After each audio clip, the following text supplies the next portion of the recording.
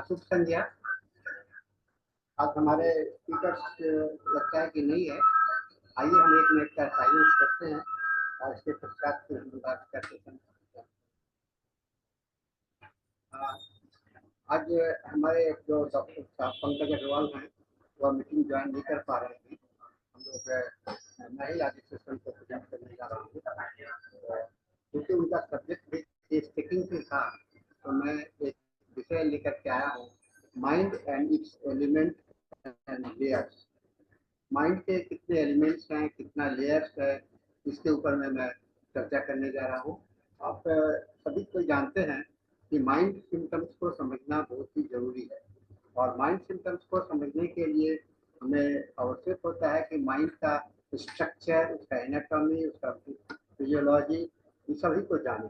तो mental symptoms के importance को और रिपोर्टरी में आपको इसका कैसे खोज पाएंगे, इसमें आपको मदद मिलेगा जब आप इसके एलिमेंट्स को जान जाएंगे, इसके लेयर्स को जान जाएंगे।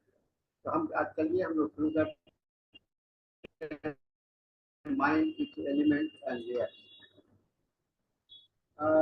बायोलॉजी जो हम लोग का जन्म होता है, तो जन्म के साथ में हम लोगों का एक ब्रेन मिलता है ना।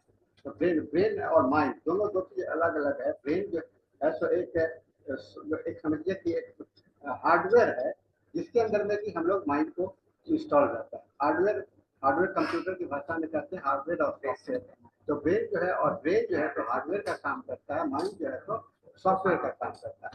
अब ये ब्रेन की बात की जाती है, तो ब्रेन हम लोग कहते हैं कि हमारे ये माइंड हमारे जो फिट के अंदर में जो फिनोमेना होता है उसको कहते हैं। लेकिन जब ब्रेन की बात करते हैं तो हर एक सेल्स का में एक अपना ब्रेन पार्ट होता है जिसको कि हम लोग माइटोकॉन्ड्रिया कहते हैं, और उसके अंदर में एक फंक्शनल स्टेट होता है जिसको कि माइंड कहा जाता है। Our life is the creation of our mind.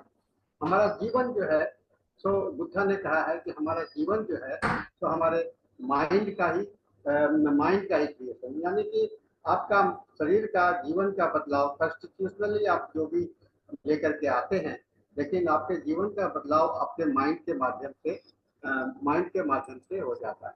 तो माइंड जो है तो हमारे जीवन का एक गाइड के रूप में काम करता है, हमारे बनावट के रूप में काम करता है, हमारे पर्सनैलिटी को डेवलपमेंट के रूप में हमारे साथ में काम करता है। Mind has always fascinated and puzzled us. ये हमेशा इसके विषय में लोगों ने जानने का प्रयास करते रहे, ये माइंड है क्या। कुछ लोग तो अक्सर यही समझ बैठते हैं कि माइंड सिंपली एक ब्रेन के अंदर में बंद है, उसी को हम लोग माइंड कुछ लोग कहते हैं। बट लेकिन एग्जैक्टली ये क्या है, इसके विषय में काफी चर्चा कर देता है। आज भी हम लोग देखते हैं कि माइंड एक रहस्यमय विषय है, और हमारे होम्योपैथी में जो फिजिशियंस हैं इसको अलग अलग ढंग से इसको देखते रहते हैं। कुछ लोग माइंड को केवल इम्पोर्टेंस देते हैं और केवल मेंटल सिम्टम्स को लेते हैं, और कुछ लोग मेंटल सिम्टम्स को इम्पोर्टेंस नहीं देते। और माइंड जैसे कहते हैं कि कुछ हमारे जीवन में घर है, मकान है, गाड़ी है, लेकिन जब अपने शरीर के अंदर में देखते हैं तो हम लोग देखते हैं कि हम लोग अपने आप संचालित होते हैं, लेकिन गाड़ी को हम लोग बनाते हैं, रिपेयर करते हैं, उसके माध्यम से संचालित होता है। तो दोनों में फर्क होता है हमारे लाइफ में, हम लोग लिविंग ऑर्गेनिज्म में और नॉन लिविंग ऑर्गेनिज्म में, नॉन लिविंग पार्ट में, है ना। जो हम लोग का गति है उसमें दोनों में अंतर होता है। The phenomenon of qualia and the consciousness.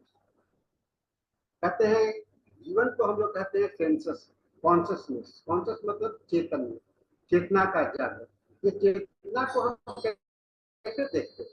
चेतना आपके शरीर के हर एक सेल्स में चेतना है। तो कहते हैं कि चेतना जो है तो कॉन्शसनेस जो है और क्वालिटी, दो चीज है, कॉन्शसनेस और क्वालिटी। ये दो बात को समझना हम लोगों के लिए आवश्यक होगा कि कॉन्शसनेस क्या है और क्वालिटी क्या है। तो कॉन्शसनेस है चेतना। चेतना का मतलब क्या हुआ कि नो, जानना कि हमारे अंदर में चेतना है। तो जब जानते हैं कि हम हैं, और उसके बाद में हम जानते हैं कि ये चेतना कैसा है, तो कहते हैं अच्छे हैं, बुरे हैं, तो क्वालिया, इसको हम लोग क्वालिया कहते हैं। तो लाल कलर है तो लोग देखेंगे माइंड में, लेकिन जैसे ही दिमाग में सामने में पहले आता है तो हम लोग क्या देखते हैं कि सामने में कुछ है, कुछ डिफरेंट है। जब डिफरेंट की बात आती है तो माइंड सोचता है कि क्या डिफरेंट है, तो हम लोग कहते हैं कि ये लाल है, पीला है, काला है, ऐसे करके हम लोग देखते हैं। तो ये चेतना और क्वालिटी का जो है, चेतना और क्वालिटी का, क्वालिटी मतलब उसका गुण, है ना, गुण। और कॉन्शियसनेस क्या है, जो जो है ना, गुण। जैसे कोई विषय होता है ना, जैसे आप कहते हो कि चीनी है, तो चीनी, तो चीनी एक कॉन्शियसनेस हो गया। और चीनी के गुण को हम लोग गुण को क्वालिया कहते हैं, क्वालिटी, है ना। चीनी मीठा होता है ना, मीठा होता है। तो जानने से हमको क्या जानकारी होता है कि ये कुछ मीठा है, चीनी है। यही है अंतर, कॉन्शियसनेस। तो कॉन्शियसनेस जो है तो एलिमेंट है, कॉन्शियसनेस बेस है, आधार है, जिसके कारण हम लोग अपने आप को सजीव समझते हैं, या हम अपने अपने पृथ्वी पर अपनी उपस्थिति का हमें एहसास होता है। हम जब जागृत होते हैं, जन्म लेते हैं, तो सबसे पहले हमारे अंदर में चेतना होता है, और चेतना होता है तो हमें यह एहसास होता है कि हम क्या हैं, है ना, क्या है। उसके बाद में जब क्या होते हैं की बात आती है, तो हम लोग सोचते हैं कि कैसे हैं, अपना क्वालिटी को देखते हैं। हम अच्छे हैं, बुरे हैं, हम बहुत हम बहुत पैसे वाले हैं, बहुत कम पैसे वाले हैं, गरीब हैं, ये सब बात की बात आती है। लेकिन इस सभी के आधार में आपका कॉन्शियसनेस ही होता है, ठीक है ना। तो कहते हैं कि आ, आ, ये सबसे बड़ी बात क्या है, बहुत सारे शताब्दी से, सदियों से इस बात का अध्ययन होता रहा है। न्यूरोलॉजिस्ट लोग कहते हैं, ये न्यूरो साइंस साइंटिस्ट लोग करते रहते हैं। वो लोग कहते हैं कि न्यूरोलॉजी ही साइंस है, न्यूरोलॉजी ही माइंड है। लेकिन न्यूरोलॉजी क्या है? न्यूरोलॉजी एक नर्व्स का जाल है। जाल के माध्यम, जाल जो है तो जिस पर कि आपका एक मटेरियल बॉडी हो गया, मटेरियल भौतिक बॉडी हो गया। लेकिन माइंड जो है तो अभौतिक चीज है।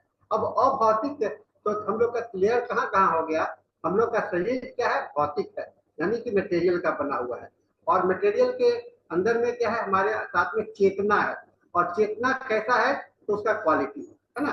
तो ये इसका अध्ययन करते रहे। पहले फिलोसफर लोग ने सोचा कि नहीं, ये न्यूरोलॉजी ही सब कुछ है, न्यूरो साइंटिस्ट डेवलप हो गए, न्यूरोलॉजिस्ट डेवलप हो गए, न्यूरो साइंस का डेवलपमेंट हो गया। लेकिन अब हम लोगों ने जाना है, अब जीवन ये समझने लगा है कि नहीं, ये एक अलग भी विषय है जो कि हम लोगों को अलग से समझना चाहिए। Basic theory of the mind. अब आइए हम कुछ थ्योरी को देखना चाहते हैं। From physical property of the mind, जो ब्रेन है ना, ब्रेन क्या है, ये एक एलाई प्रोसेसिंग एलिमेंट है, फिर प्रोसेसिंग इंस्ट्रूमेंट के जैसा है। कहा जाता है कि माइंड है इसलिए है कि वहां पर एक उसको रखने वाला, जैसे एक पात्र है। पात्र क्या है, हमारा शरीर है। शरीर क्या है, मटेरियल है। और वह ब्रेन भी एक पात्र है, और उस पात्र के अंदर में हमारा माइंड है, और माइंड का एक क्वालिटी है। तो ये बड़ा रिलेशन को हम लोग को समझना पड़ेगा। ये माइंड बॉडी और क्वालिटी, माइंड बॉडी हम लोग अभी तक समझे, माइंड बॉडी क्वालिटी क्या है, और इसका नॉन मटेरियल वर्सेस मटेरियल, ये यूनिटी है ना, ये यूनिटी है। आप कहते हो कि माइंड है तो सभी चीज में माइंड होता है। माइंड होने का मतलब क्या होता है, जहां कॉन्शियसनेस होगा वही माइंड होगा, है ना। जहां कॉन्शियस, जहां चेतना होगा वही माइंड होगा। अगर चेतना नहीं है तो माइंड नहीं होगा। अब लोग, अरविंदो ने कहा, बहुत बड़े फिलोसफर हैं अरविंदो, उन्होंने कहा कि चेतना जो है तो पत्थरों में भी होता है, चेतना पत्थरों में भी होता है, लेकिन वह इतना सूक्ष्म होता है, उसमें इतना सूक्ष्म होता है कि उसको हम लोग देख नहीं पाते। लेकिन मनुष्य का या लाइफ लिविंग ऑर्गेनिज्म का जो सजीव होते हैं, उसके अंदर में चेतना होता है। अब देख लीजिए, हम लोगों में और जानवरों में क्या फर्क है। हम लोगों में और जानवर में, हम लोग तुलना करें जानवर से, तो हम लोग के अंदर में क्या है, हम लोग क्या है, हम लोग एक हमारे अंदर में चेतना ज्यादा जागृत है, जानवरों में चेतना कम जागृत है ना। तो ग्रेजुअल हुआ, पहले क्या हुआ, इवोल्यूशन के प्रोसेस में पहले सारा चीज जो है तो निर्जीव था, है ना। निर्जीव से सजीव की ओर की यात्रा चली, निर्जीव से सजीव की यात्रा चली, और सजीव से हम लोग उसका चेतना की यात्रा चली, और चेतना का जो विकास है, तो कहते हैं कि माइंड, ये ह्यूमन बींग्स जो है, मनुष्य जो है आज सबसे ज्यादा चेतनशील व्यक्ति है। मनुष्य ही एक ऐसा व्यक्ति है जो आज सबसे पहले, सबसे ज्यादा इसके पास में बुद्धि है। फिजिकल प्रॉपर्टी से ब्रेन की ओर, ब्रेन प्रोसेसिंग प्रोसेस से, नॉन मटेरियल से ये हम लोग आए। और कहते हैं ये माइंड क्या है, composite of information processing process. Information, सूचना। माइंड क्या है, आपको क्यों दिया गया माइंड, आपको शरीर क्यों दिया गया है ना, ये सोचना होगा। माइंड क्यों दिया गया, शरीर क्यों दिया गया। तो माइंड, शरीर नहीं रहेगा, जैसे कहते हैं ना, एक मंदिर बनाते हैं या मस्जिद बनाते हैं या चर्च बनाते हैं, तो मस्जिद क्या है, चर्च क्या है, और मंदिर क्या है, एक जगह है ना, एक जगह है। और उस जगह में हम लोग कहते हैं कि यहाँ पर मूर्ति की स्थापना हो गई, तो उसकी मूर्ति, मंदिर इसलिए जाते हैं अपने पूजा करने के लिए, क्योंकि वहां पर हमारी चेतना जुड़ जाती है, इसलिए हम लोग जाते हैं। ये फिजिकल प्रॉपर्टी से मेंटल प्रॉपर्टी है ना। अगर हम अपने आप को सजीव कहते हैं, हमारे पास में कॉन्शियसनेस है, तो हमको कहना पड़ेगा कि हमारे पास में माइंड भी है और बॉडी भी है।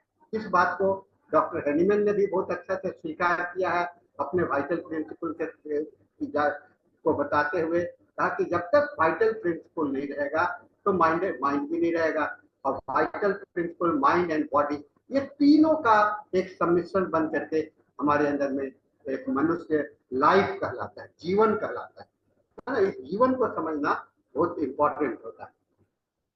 इसलिए कहते हैं कि इंफॉर्मेशन प्रोसेसिंग, ऐसा क्यों किया भगवान ने, हमारा शरीर का रचना इस आधार पर क्यों किया, क्योंकि हम लोग जो है तो इस पृथ्वी पर तो आए हैं, लेकिन कुछ पर्पस क्या है। डॉक्टर एलिमेंट 9 में लिखते हैं कि हम लोग किसी उद्देश्य से यहाँ पर आए, for the highest purpose of your existence. ऐसा देखिए 9 का लास्ट लाइन लिखा हुआ है, हाईएस्ट पर्पस ऑफ योर, अपने जीवन के सबसे उच्चतम आदर। हर एक व्यक्ति का अपना उच्चतम आदर तो अलग होगा। वो क्या होगा, उसके किसके लिए वो बना है, किसका वो किसके लिए बना है। जैसे आप डॉक्टर हो, तो आपके अंदर में डॉक्टर का गुण पहले से था, पहले से स्थापित था, और आपने इंफॉर्मेशन को कलेक्ट करके, ज्ञान को प्राप्त करके, उसमें इंफॉर्मेशन ऐड करके आपने क्या बन गए, आप एक डॉक्टर बन गए। लेकिन अगर वो डॉक्टर बनने की क्षमता पहले नहीं होती, यानी कि पात्रता नहीं होती, तो आप नहीं बनते। आज भी हम लोग देखते हैं, जिस व्यक्ति को के अंदर में जिस चीज को, और कहा जाता है कि अगर बच्चे आपके घर में हैं और बच्चों को अगर आप उसके उसकी पात्रता के आधार पर अगर विकास करेंगे, तो वह बच्चे जो है तो काफी अपने लाइफ में राइज कर सकते हैं। तो ये कहते हैं माइंड जो है नॉन मटेरियल इंफॉर्मेशन एंटिटी है, ठीक है, और फिजिक बॉडी जो है सो मैकेनिकल एंटिटी है। और इस माइंड के अंदर में मास नहीं होता है, एनर्जी होता है, फोर्स होता है खाली, है ना। वालिया, वालिया मैंने अभी जिक्र किया था, that is the conscious experience. हम लोग जब हमारे अंदर में माइंड है, इसका मतलब है कि हम लोग के अंदर में एक हम लोग कॉन्शियसनेस है, तो माइंड है, और माइंड है तो हमको एक्सपीरियंस है। माइंड आपको बैठने देता है, कभी नहीं बैठने देगा। आप आज आपके अंदर में एक लगता है कि कुछ ना कुछ एक्टिविटी, और माइंड जैसे कहते हैं ना कि अनकॉन्शियस पेशेंट और कॉन्शियस पेशेंट और अनकॉन्शियस पेशेंट में फर्क क्या है। तो कॉन्शियस पेशेंट वही होता है जिसके अंदर में माइंड जो है एक्टिव स्टेज में होता है, और नॉन कॉन्शियस पेशेंट जो होते हैं, अनकॉन्शियस पेशेंट होते हैं, उसके अंदर में माइंड जो है सो एक्टिव स्टेट में नहीं होता है, ठीक है ना। एक्टिव स्टेट में और नॉन एक्टिव स्टेट में होते हैं, और ये क्वालिटी है, और that is the experience. Activity, आप जितने तरह के एक्टिविटी करते हैं वो आपके क्वालिटी पर डिपेंड करता है ना। They are govern by the physical law and the physically predictable. फिर कहते हैं physical property of the qualia और special kind of neural processes signaling pattern, which are the neural information and non-material, and it can be concluded that qualia as a special kind of neural processing signal. If you look, अगर हम लोग consciously visual क्वालिया की ओर देखेंगे, तो हम देखेंगे कि हमारे सामने में अनुभव है, हमारे सामने में आधार है और क्वालिया का जो है तो इंफॉर्मेशन से जुड़ा हुआ है। तो सभी एक दूसरे से इंटेंगल्ड है, ऐसा नहीं है कि अलग अलग है, सभी एक सिस्टम में काम करता है और सिस्टम में काम करके ये चलता है। ठीक है ना। तो अब कहते हैं तो आइए और आगे हम लोग साथ साथ चलते हैं इस पर। अब एलिमेंट्स ऑफ द माइंड, अब ग्रोथ ऑफ द माइंड से कहते हैं फंक्शनल। अब फंक्शंस में आने के लिए माइंड का एक ग्रोथ, माइंड का एक ग्रोथ होता है ना। उसमें क्या होता है, a growth mindset is the open life long learning and development. Mindset क्या है आपका? माइंडसेट, माइंड के बाद में आता है माइंडसेट। माइंडसेट मतलब माइंड किस तरह से बना, माइंड का शेप क्या बना, है ना, उसको कहते हैं माइंडसेट। तो कहते हैं कि शेप कैसे बनेगा? आपने लर्निंग किया, आपने सीखा, आपका समय के साथ में एक्सपीरियंस किया, तो ये सारे चीज मिल करके आपको, एक बच्चा है उसका माइंडसेट एक अलग बना, एक उसे थोड़ा सा बढ़ा तो माइंडसेट में डेवलपमेंट चेंज हुआ, आप फिर बड़े हुए तो फिर माइंडसेट में चेंज हो गए, और आज आप डॉक्टर बन गए तो आपके माइंडसेट एक अलग हो गए।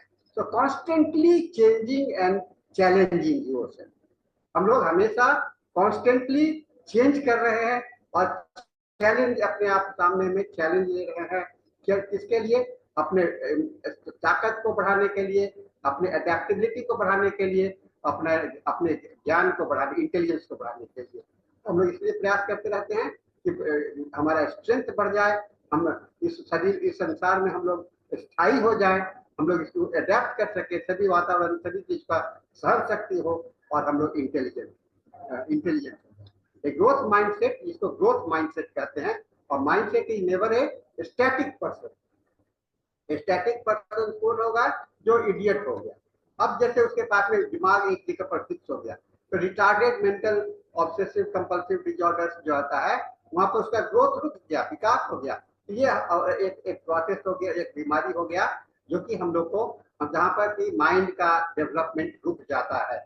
माइंड हमेशा बढ़ता ही रहता है, बढ़ता ही रहता है, चेंज करता रहता है, और अपने अंदर में शक्ति, अपने सहन शक्ति बुद्धि का, नॉलेज का उसमें महसूस होता रहता है। Character, individual character influence your decision. ये कैरेक्टर के स्ट्रेंथ के कारण आप डिसीजन ले पाते हैं, है ना। स्ट्रेंथ के कारण आप डिसीजन ले पाते हैं। फिर आप इसमें पाया गया कि 12 कैरेक्टर स्ट्रेंथ होते हैं थेरिक प्रोसेस में, ऐसा यूएस बेस्ड आईए इंस्टीट्यूट में चला। This include creativity. ये स्ट्रेंथ क्या है? क्रिएटिविटी, आपका सृजनशीलता, curiosity, kindness, leadership, perseverance, humility and social intelligence. ये सारी चीजों को हम लोगों को हमारे अंदर में, अगर आपका आपके अंदर में क्रिएटिविटी है, कुछ नए करने की चाहत है, तो आपके अंदर में शक्ति हुआ। आप में जिज्ञासा है तो आपको, आप में स्ट्रेंथ है। आप में दया है, काइंडनेस है, तो आप है। लीडरशिप है आपने, आपको तो वो आपका शक्ति हो गया।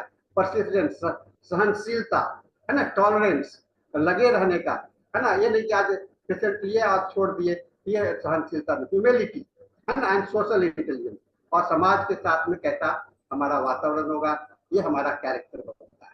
फिर गोल सेटिंग, हम लोग अपने जीवन में स्ट्रेंथ के साथ अपने जीवन का गोल को निर्धारित करते हैं। क्या करते हैं? हम लोग कहते हैं हमें किस दिशा में जाना है, और अगर हम दिशा विहीन होंगे तो हम लोग क्या कहेंगे कि हमारे अंदर में माइंड का जो एलिमेंट जो है, माइंड का ग्रोथ ग्रोथ जो है तो नहीं हुआ। हम कुछ लोग होते हैं अपने जीवन में कुछ नहीं कर पाते हैं, कुछ नहीं कर पाते हैं, तो क्या होता है वहां पर उन्होंने गोल नहीं बनाया, अपना एक टारगेट को नहीं देखा। तो इस टारगेट को देखना भी आपका स्ट्रेंथ होता है। वो setting goal and marking milestone helps you to see the result of your efforts. और उसमें मोटिवेशन, इंस्पायरेशन सारे आते हैं, और कुछ डिपेंड करता है गोल सेटिंग। गोल किस पर डिपेंड करता है? आपका कमिटमेंट, आप कितने कमिटेड पर्सन है, आपकी बात में कितनी ताकत है, आप जो कह दिए तो करेंगे, है ना, ये आपका स्ट्रेंथ है। अगर कह दिए कि नहीं, कहते हैं कुछ, करते हैं कुछ, तो ये आपका स्ट्रेंथ नहीं है, आपका ये है। फिर एक होता है रीसाइलेंस। हमारे अंदर में। और अब कभी इस वातावरण में हम रह रहे हैं, चारों बगल अस्त व्यस्तता है।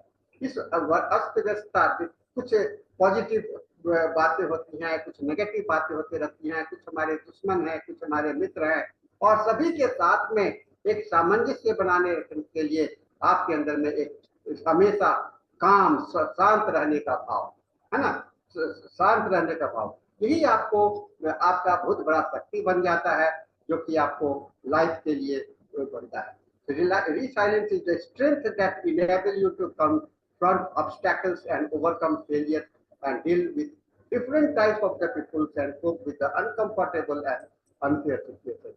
Then फिर है mindfulness। बुद्धा ने बहुत अच्छा बात कहा, अगर आप माइंडफुल हो, माइंडफुल मतलब माइंड अगर आपका प्रेजेंट में रह रहा है, माइंडफुलनेस का मतलब माइंडफुली है।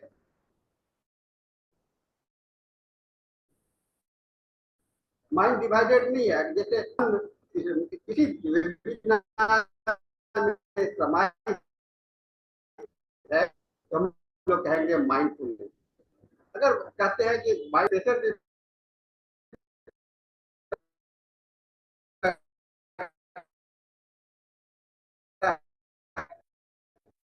और वहां पर माइंड, आधा माइंड इधर है, आधा माइंड इधर है, माइंड तो रहेगा, एक जगह पर रहेगा, तो उसको कहते हैं माइंडफुलनेस। और यह माइंड कहते हैं staying at the moment and the वर्तमान पर, क्षण पर जो स्थिर रहता है माइंड, उसको माइंडफुलनेस कहते हैं। और ये हमारे का सब माइंड का सबसे बड़ी शक्ति होती है। सेल्फ एक्सेप्टेंस, अपनी स्थिति को स्वीकार, अपनी स्थिति को उसमें बढ़ा करके चढ़ा कर हमारा हमारा जो है उसको अपने को स्वीकार करना, ये एक बहुत बड़ी ताकत है हम लोग, ठीक है ना। फिर आशावादी है ना, आशावादी जीवन में हमेशा आगे की ओर देखना है, नहीं चलना है। तो ऑप्टिमिज्म जो है तो एक इम्पॉर्टेंट पार्ट होता है, और हम लोगों को सक्सेस होने के लिए, हमारे सेटबैक्स और फेलियर से हटाने के लिए हमको बहुत बड़ा मदद करता है। हम बहुत समय में हार जाते हैं, हार और जीत ये तो आपका अधिकार नहीं है, आपका अधिकार है कर्तव्य, कर्म। और कर्म में हमेशा आपको कर्म पर अगर रहेंगे तो आप हमेशा ऑप्टिमिस्टिक रहेंगे, यानी कि आशावान रहेंगे, है ना। तो ऑप्टिमिस्टिक और पेसिमिस्टिक दो टाइप के पर्सन आपको मिलेंगे, और दोनों टाइप के पर्सन के मेडिसिन आपको देखिएगा कि अलग अलग होंगे। जैसे नेक्टर म्यूरिटिकम है तो आपको अधिकतर वो पेसिमिस्टिक होता है, और स्थितियां जो होता है तो हमेशा पेसिमिस्टिक होता है। लेकिन नक्सभूमिका है हमेशा ऑप्टिमिस्टिक होता है, लाइकोपोडियम ऑप्टिमिस्टिक होता है। इस तरह के हम लोगों को अध्ययन करना चाहिए। ग्रिट, ग्रिट का मतलब होता है आपके मन का कंसंट्रेशन, माइंड का कंसंट्रेशन।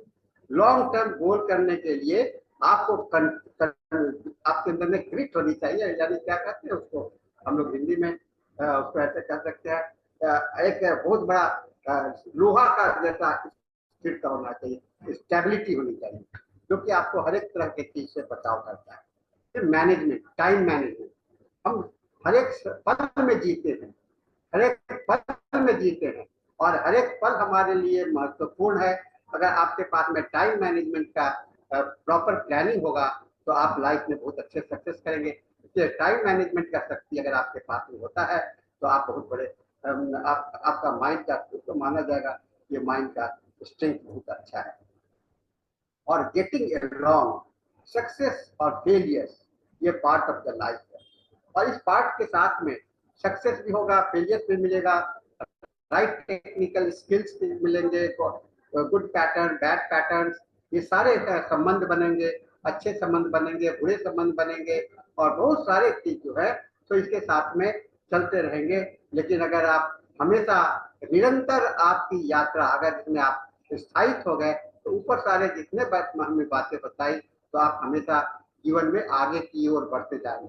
बाधाएं आती रहेंगी, बाधा का आना नहीं आना आप पर निर्भर नहीं करता है। ऑब्स्टैकल्स, तो हम लोग ऑब्स्टैकल्स को फेस करने की कैपेसिटी होता है, ये मेंटल स्ट्रेंथ की बात होती है। वो सब misunderstood mind and the brain is the same, ऐसी बात नहीं है। माइंड मैंने शुरू में ही बता दिया कि हम लोग माइंड जो अलग है और ब्रेन एक अलग है। Brain is a part of the visible tangible body, है ना, फिजिकल है, दिखलाई पड़ता है। माइंड जो है दिखलाई नहीं पड़ता है, लेकिन उसके अंदर में इंस्पायरेशन होता है, थॉट्स होता है, फीलिंग्स होता है, एटीट्यूड्स होता है, बिलीफ होता है, इमेजिनेशन होता है। क्या आप इसको देख पाते हो? नहीं। आपके मन में क्या चल रहा है देख पाते हो? नहीं। आप में क्या सोच महसूस कर रहे हो ये देख पाते हो? नहीं। आपके क्या है, लेकिन आप माइंड ब्रेन को देखेंगे तो कहेंगे कि ये सेरिबेलम है, ये सेरिब्रम है, ये पार्ट है। So brain is the physical organ most associated with the consciousness and the mind, but mind is not linked to the brain only. Mind केवल ब्रेन में नहीं है। माइंड क्या है? हर एक पार्ट ऑफ द ब्रेन के sales में, वो इसका माइंड का जो बेसिक आधार है सेल में है, और ब्रेन भी जो है तो हर एक सेल में ब्रेन का आधार है। The biggest truth of our life is that we are the product of thoughts. हम कहते हैं कि लेयर्स ऑफ द माइंड में हम लोग चल रहे हैं। तो जीवन का जो सबसे बड़ा पार्ट है वह है कि आपका थॉट्स क्या है ना, आप क्या सोचते हो, और वही थॉट्स जो है तो आपका सच्चाई होता है, आपका दिखलाई नहीं पड़ता है, लेकिन एक बॉडी लैंग्वेज जो है तो आपको आपके माध्यम से होता है। थॉट्स ही हमारा भविष्य निर्धारित करता है, और we waste great time misusing the power of the mind with our mind. No, everyone believes that they have wide power of their thoughts. इसलिए ब्रेन अपने थिंकिंग पैटर्न को अगर मैनेज कर सके तो आपके लिए बहुत अच्छा ये बनेगा। Transformation takes place in the mind, not in the brain. और जितने भी परिवर्तन होते हैं वह परिवर्तन ब्रेन में नहीं होता है, वह माइंड में होता है। माइंड इज लेयर्ड डीपली, इसलिए माइंड क्या है? काफी डीपली है। ये several layers of the human mind has been explained in by the Upanishad, है ना। सेवन लेयर, माइंड के 7 लेयर होते हैं, जैसे हम लोगों के उपनिषद में भी कहा गया है। और कहते हैं कि भगवान शिव के सूर्य भगवान के 7 घोड़े थे, तो उसी तरह से हमारे माइंड के भी 7 लेयर थे। तो ये डीप लेयर अवर माइंड जो है, अगर ये सारे हो जाते हैं तो बताई गई है। डीप लेवल पॉसिबिलिटी कहते हैं कि हम लोग माइंड को इतना देख रहे हैं, खाली ऊपरी भाग को देखते हैं, है ना। इसको कहते हैं आइसबर्ग है। थॉट्स को देखते हैं, कॉन्शियसनेस को, लेकिन कॉन्शियसनेस माने कि जो चेतना है, एक अर्ध चेतन अवस्था होता है, एक अनजान अवस्था होता है। तो माइंड के लेयर कितने हो गए? Conscious layer, pre conscious layer और अनकॉन्शियस लेयर। कॉन्शियस लेयर, कुछ सिम्टम्स आपको कॉन्शियस मिलेंगे जिसके पेशेंट कॉन्शियस है, कुछ अर्धचेतन अवस्था में मिलेंगे टेलीविजन वाले सब, वो कुछ अनकॉन्शियस लेयर मिलेंगे, जैसे ड्रीम्स में, सपने में वो आता है, अपने आप होता रहता है। इंस्टिंक्ट जैसे थॉट्स परसेप्शन हुआ आपको कॉन्शियसनेस में, मेमोरी स्टोरेज नॉलेज हो गया प्री कॉन्शियसनेस में, और instinct fear and selfish motive जो है तो आपको मोटिव जो है तो आपको इंस्टिंक्ट, आपका अपने आप। डर कहाँ से? कोई बोलता है कि डरो नहीं, अपने आप है, अनकॉन्शियस लेयर से होता है। आपको गुस्सा करने के लिए नहीं, अपने आप पैदा होता है।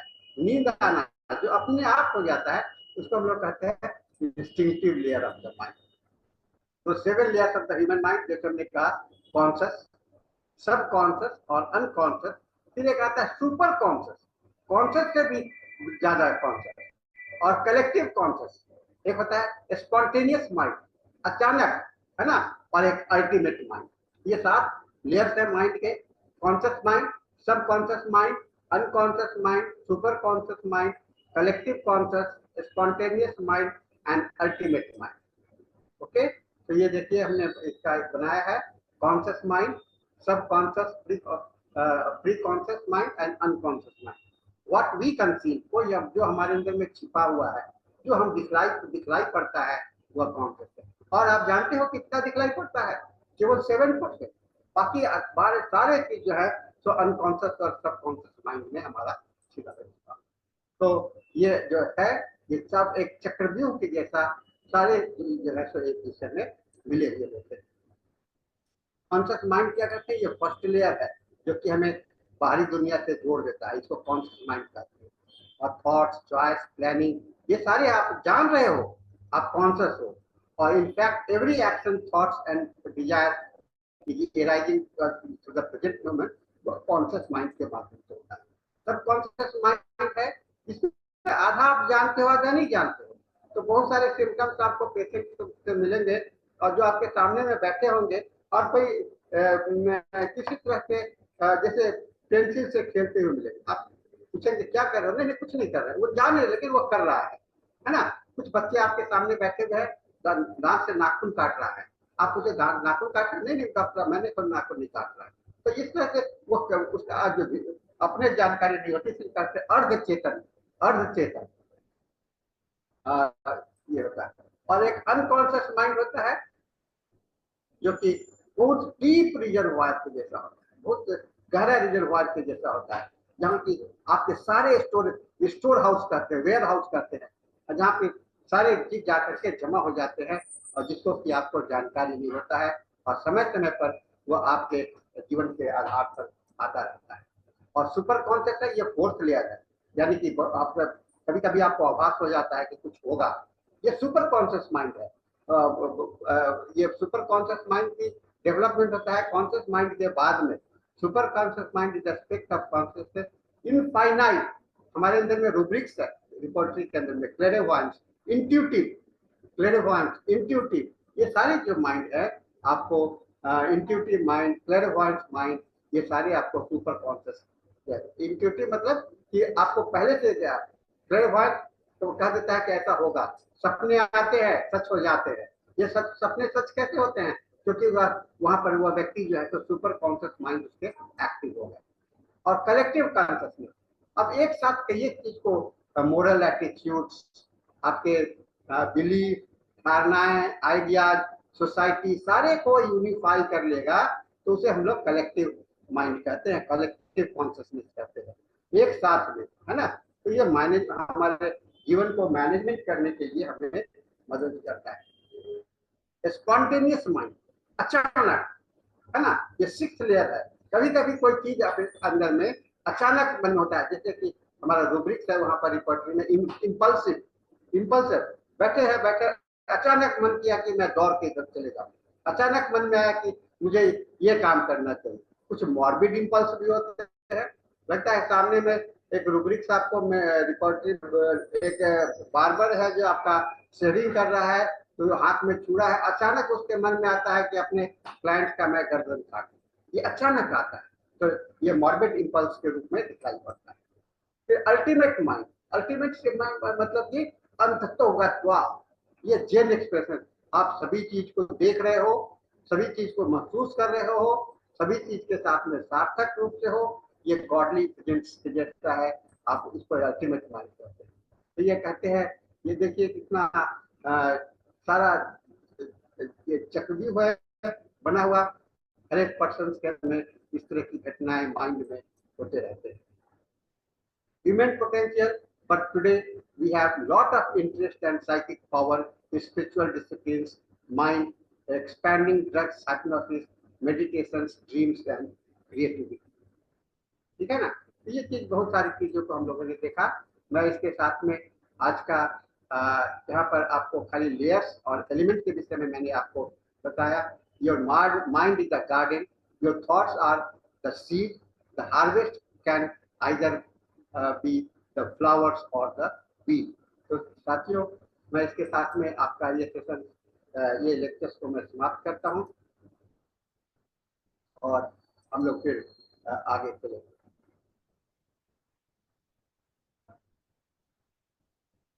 हम लोग, मैंने बहुत पहले समय पर लेक्चर समाप्त कर दिया हूँ, किसी को कोई सवाल होगा तो पूछ सकते हैं।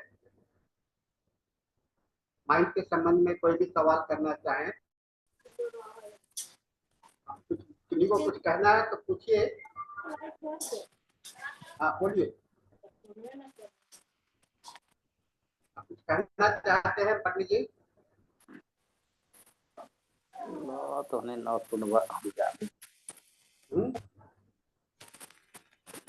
कुछ कहना चाह रहे हैं पंडित जी? हमारा कोची थोड़ा दिखा, हाँ बोलिए। कोची कहता था। कौन पंडित जी दिखाई आपस में बोलिए, हम तो बंद कर दी। आप तो सवाल करेंगे माइंड के पर मैं जो चर्चा कर रहा था, और मुझे लगता है कि आप लोग थोड़ा सा इसको या समझे नहीं, या कुछ क्या कुछ प्रॉब्लम है। मैं चाहता हूँ कि आप थोड़ा सा इस चीज को, मैं आज जो बताने का मेरा जो था, एलिमेंट्स और लेयर की बात थी। तो एलिमेंट्स और लेयर बताने का मतलब था, हमरा से ही बात करना चाहिए था। हेलो हेलो, वहाँ पर कहना है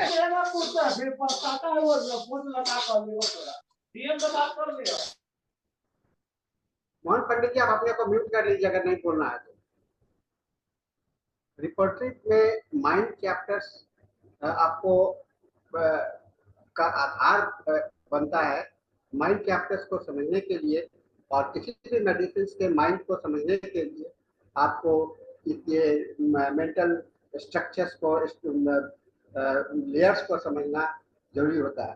कोई भी मनुष्य, कोई पेशेंट आपके सामने में बैठा है, वह कहाँ से बोल रहा है ना, कहाँ से बोल रहा है, ये देखना बहुत जरूरी होता है। क्योंकि पेशेंट आया और वह, मान लीजिए कोई पेशेंट आपके सामने आया है, बहुत दर्द से पीड़ित है, और उसका सारा ध्यान उसके पेन पर है। वह कुछ नहीं जानता है कि क्या और कुछ क्या करना है पेशेंट वो सारा, उसका माइंड कहाँ पर है, उसका माइंड जो है तो एकदम फोकस्ड है ना, एक जगह पर केंद्रित है, वो पेन के ऊपर है ना। और माइंड, डॉक्टर ने देखा इनड्वेलिंग माइंड, माइंड कहाँ रहता है ना, माइंड कहाँ रहता है। जो चेतना की बात मैंने कहा, चेतना चेतना हमारा कहाँ रहता है, चेतना वही रहता है जहाँ प्रॉब्लम है। अन्यथा माइंड के पास में बहुत सारे काम है, सभी काम करते रहता है, लेकिन जैसे ही माइंड के पास में कोई प्रॉब्लम आता है, तो माइंड जो है तो एक जगह पर उसका चेतना जो है तो वहां पर केंद्रित हो जाता है, तो वहां पर आपका ये होता है। आप देखिएगा कुछ पेशेंट जो है तो खाली उनका सारा थॉट जो है तो उसके दर्द से ही पीड़ित केंद्रित है। दर्द कैसे बढ़ता है अब नहीं बताएगा, दर्द किस समय में होता है नहीं बताता है, किस प्रकार का दर्द होता है नहीं बताता है, क्यों नहीं बता पाता है। ऐसे डॉक्टर कहते हैं कि माइग्रेन हो गया, तो माइग्रेन हो गया, और दवा चुनने के लिए, माइग्रेन का दवा चुनने के लिए आपको क्या करना पड़ेगा, आपको ये जानना पड़ेगा ना कि माइंड दर्द कैसा है, क्यों हो रहा है, किस समय में होता है, कैसे बढ़ता है, कैसे आराम होता है। ये सारी बातें अगर आपको आपको इंफॉर्मेशन नहीं मिलेगा, तो आप किसी भी दवा के नतीजे पर नहीं पहुंच सकते हैं। आपको केवल पेन किलर मेडिसिन का इस्तेमाल करना पड़ता है। ऐसा जब तो, लेकिन जो हमारे पास में लाचारी भी ये होती है, जैसे पेशेंट के साथ में हम कैसे डील करें, है ना, जहाँ की माइंड जो है तो एक जगह पर केंद्रित हो गया है, सारे उसके प्रॉब्लम पर केंद्रित हो गया है, और कुछ भी नहीं देख रहा। दर्द हो रहा है, लेकिन दर्द जो हो रहा है, कहाँ पर हो रहा है ये नहीं पता है। माथा में तो सर में दर्द हो रहा है, सर में दर्द कहाँ हो रहा है, यहाँ पर हो रहा है, अरे यहाँ कहाँ है, फोरहेड है, ये है, थोड़ा सा उसके अंदर में चेतना नहीं आ, ये चेतना जो है तो केंद्रित हो गया।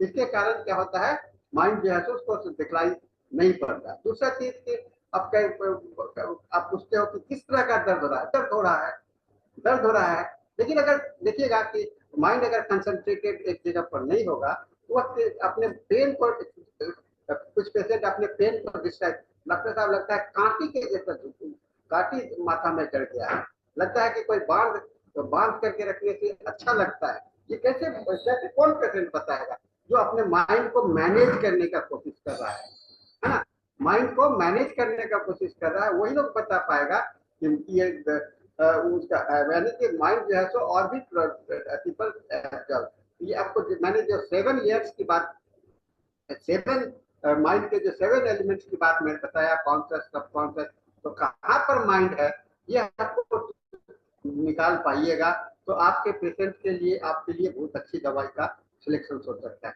अब जो जैसा मैंने कहा, जो पेशेंट कह रहा है कि मेरे माइंड में, तो मेरे पास में खाली दर्द है और दर्द के सिवा कुछ नहीं है, इसके लिए क्या आप दवा चुनेंगे, है ना, इसके लिए दवा क्या चुनेंगे, इसके लिए उसके कॉन्स्टिट्यूशन में जाना पड़ेगा, इसके लिए उसके कॉन्स्टिट्यूशन में जाना पड़ेगा, इसके लिए उसके पर जाना पड़ेगा, पास्ट में जाना पड़ेगा, उसके फैमिली में जाना पड़ेगा, उसके वातावरण में जाना पड़ेगा, वहां से आपको इसका दर्शन हो सकता है।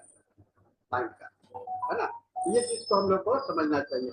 और अगर और पहले कहते हैं कि कुछ मेडिसिन हम लोग कहते हैं, अब बिना एक बात ये भी है कि जब तक आपके पास में लक्षण नहीं होगा, और लक्षण होता है, लक्षण के जितने एलिमेंट्स होते हैं, लक्षण के लोकेशन जानने की जरूरत है, सेंसेशन जानने का जरूरत है, मॉडलिटी जानने का जरूरत है। ये सभी एलिमेंट जब आपके पास में होंगे तो आपको माइंड की जानकारी होगी, है ना। माइंड की जानकारी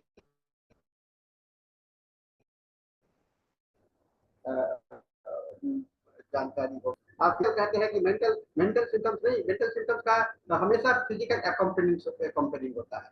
मेंटल सिम्टम्स का हमेशा फिजिक्स के साथ में जुड़ा रहता है, बॉडी। कहते हैं कुछ लोग, हम कहते हैं कि हम लोग केवल मेंटल सिम्टम्स के आधार पर इलाज करते हैं। नहीं, ऐसा नहीं होता है, क्योंकि वह मेंटल सिम्टम्स भी है, उसका कहीं ना कहीं पर आधार जो है उसके फिजिकल के साथ में जुड़ा हुआ है। ब्रेन के किसी न किसी पार्ट पर जुड़ा हुआ है, उसके बॉडी के किसी न किसी पार्ट पर जुड़ा हुआ है। क्योंकि माइंड जो है तो इनड्वेलिंग नेचर का होता है, वो हमेशा हमेशा एक जगह पर फिक्स होने का कोशिश करता है। प्रॉब्लम सॉल्विंग प्रोसेस है, कहते हैं प्रॉब्लम को सॉल्व करने का प्रोसेस ये माइंड होता है। इसलिए उस पर जाने का माइंड का हमेशा हमेशा प्रयास करता रहता है। और किसी को और कोई सवाल नहीं आ रहे हैं, मैं चाहता हूँ कि आप लोग कुछ पूछे। आप कुछ गलती है तो चैट बॉक्स में भी लिख सकते हैं, चैट बॉक्स में भी लिख सकते हैं आप। एक बात जो मैंने कहा कि our mind, our life is the creation of our mind, है ना। ये बात मैं फिर दोहराना चाहूंगा। माइंड इज द,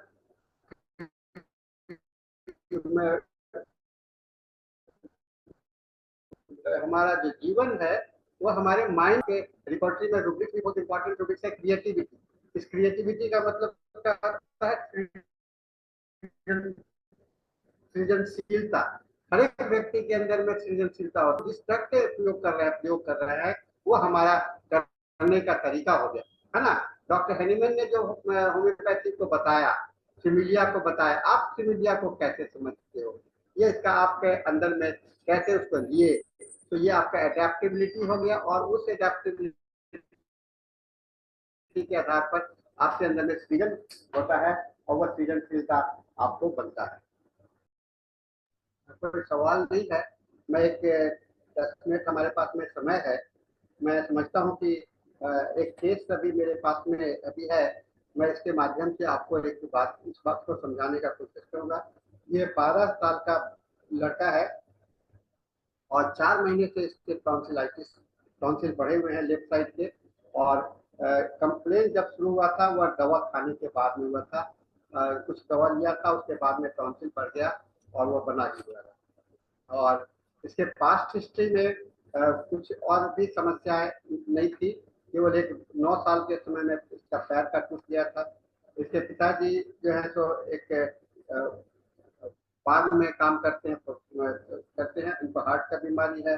माताजी हाउसवाइफ हैं और उनको डायबिटीज है और थायराइड का कंप्लेंट है। ये एक भाई और एक बहन है अभी। और इसके नाना जी को दम्मा था, और नानी जी को दम्मा था, नाना जी को दम्मा था और नानी जी को कैंसर यूट्रस से डेथ हुआ है ना। ग्रैंड मदर को डायबिटीज, हार्ट फेलियर, ग्रैंडफादर को मैंने दादाजी को हार्ट से डेथ हुआ है। तो देख रहे होंगे कि इस केस में डायबिटीज, हार्ट फेलियर, थायराइड और कैंसर, ये सारे चीज इसके अंदर में ज्यादा है। ये लड़का 7वें क्लास में पढ़ता है। एक चीज देखिएगा, इसके माइंड में जो विजिबिलिटी पार्ट है, जिसको कॉन्शियस माइंड हम लोग जो देख रहे थे, वह जिसको कि हम लोग सब कॉन्शियस भी कह सकते हैं और अनकॉन्शियस भी कहते हैं। ये लड़का काफी गुस्सैल है, जल्दी गुस्सा आ जाता है, गुस्सा जल्दी आ जाता है। अब ये जो जल्दी गुस्सा जो आ रहा है, ये इस बात को क्या दिखला रहा है, इससे माइंड जो है तो ये आपको अपने से नहीं आ रहा है, ये सब कॉन्शियस माइंड से गुस्सा हो जा रहा है।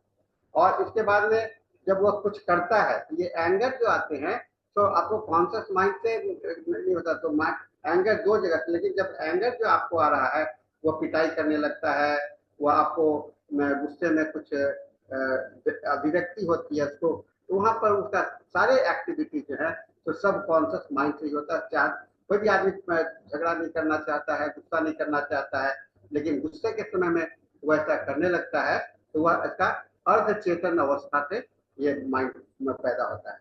यह व्यक्ति, और इसके जो, अब देखिए इसका आधार क्या है, आधार जिसको कहते हैं कि बेस ऑफ द माइंड, है ना। तो ये आधार क्या है, जेलेसी, है ना, जेलेसी। इसके अंदर में एक ईर्ष्या का भाव है, और ईर्ष्या का भाव के कारण इसके अंदर में एंगर भी है, और ये वीपिंग भी है, और इसके अंदर में डर भी है। तो ऐसे व्यक्ति सबकॉन्शियस माइंड में, सबकॉन्शियस माइंड जहाँ ज्यादा दिखलाई पड़ेगा, तो आपका सबकॉन्शियस माइंड, ये सारे सिम्टम्स जो हैं, तो फियर है, डर रहा है। लेकिन डर का अगर आपको डिफाइन हो गया कि क्या जिससे डर रहा है, तो आपका क्या बन गया, ये क्या जिससे बन गया, ये कॉन्शियस माइंड हो गया। बिल्ली से डर रहे हैं, चूहा से डर रहे हैं, ये लड़का जो है तो हाइट से डर रहा है। अब इसके अंदर में क्रिएटिविटी को आप देखिए, क्रिएटिविटी क्या है, ये कुछ पेंटिंग करना चाहता है, क्रिएट करना चाहता है, कुछ नया सृजन करना चाहता है, तो ये क्रिएटिविटी हो गई। ये सारे चीज को आपको पेशेंट से पूछने होंगे। तो इसके अंदर में इच्छाएं आती हैं, तो ये पिंक कलर को लाइक करता है, अपने घर को काफी साफ सुथरा अवस्था में रखना चाहता है।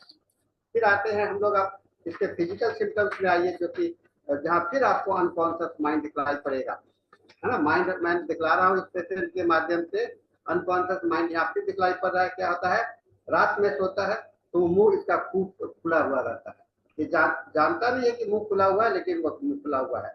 फिर आपको इच्छा आता है पनीर का, स्वीट्स खाने का इच्छा है, फास्टिंग से एग्रेवेट करता है, या फास्टिंग का जो एग्रेवेट करता है, और गुस्से में एग्रेवेट करता है, मतलब खाली पेट में उसके कष्ट बढ़ जाते हैं, तो वहां पर ये आपका ये सिम्टम्स यहाँ पर आपको कॉन्शियस माइंड का आंकड़ा आता है। तो हर एक जगह पर आप देख रहे हो कि conscious, subconscious, unconscious mind play कर रहा है आपके फिजिकल से। लेकिन हर एक के साथ में यह भी हम लोग देख रहे हैं कि इसका जुड़ाव जो है तो किसी न किसी एक खास जगह से है।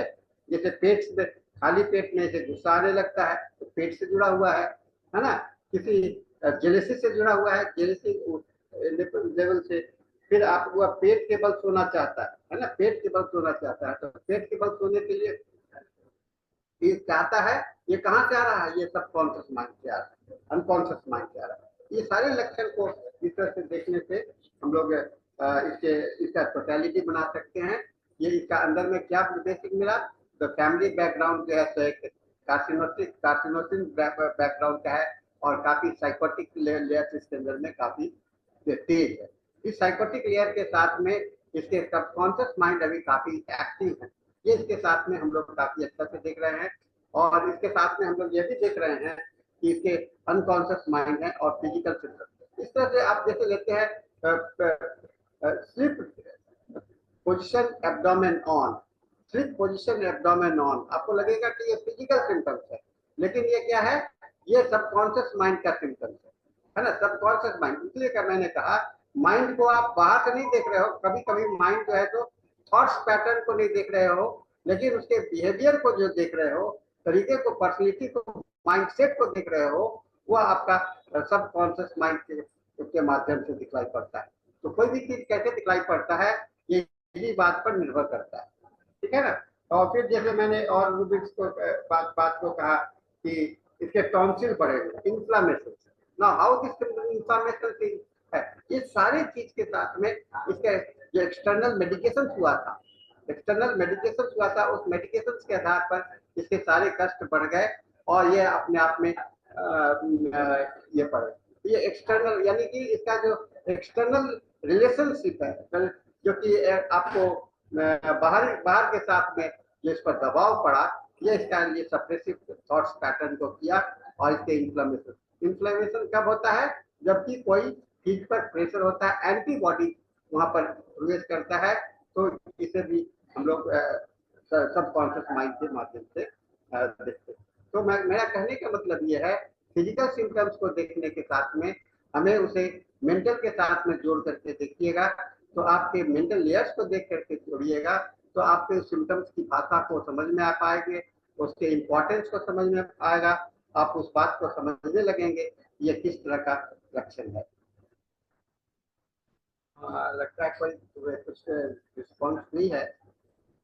लोग सेशन को अब हम लोग समाप्ति पर पहुंच गए हैं। 2 मिनट का समय हम लोग के लिए बचा हुआ है। हमारे इंग्लिश सेशन के टीम आ चुके हैं। डॉक्टर मनोज जी आ चुके हैं।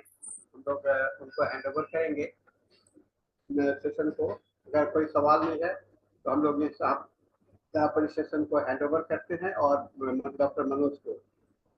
तो थैंक यू।